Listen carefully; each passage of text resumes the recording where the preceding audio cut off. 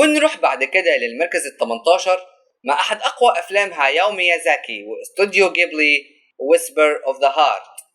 اللي يعتبر من أكتر الأفلام اليابانية ربحاً في 1995 سنة عرض الفيلم، بل زي ما سمعت هو أكتر فيلم ربحاً بالفعل. بس الغريب بأنه ما فازش بأي جوائز خالص،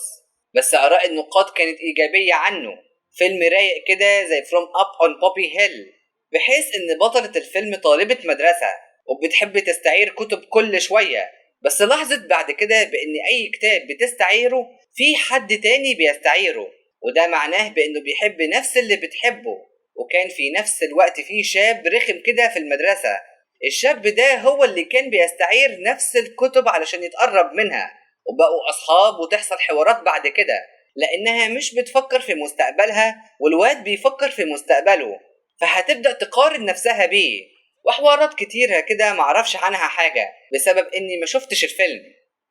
ومش عارف الصراحة إيه المشاهد دي، بس غالبا ده من خيالها وليها علاقة باللي بتكتبه.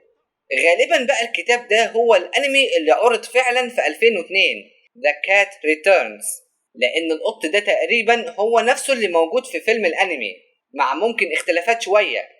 أنا شخصيا بتلخبط ما بين الفيلمين، وكنت فاكر فيلم المركز ده هو نفسه The Cat Returns،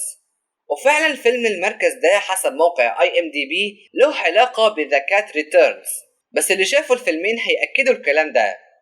والفيلم فيه أفكار غلط، بس تقريبا ما فيهوش مناظر، فواجب التنويه.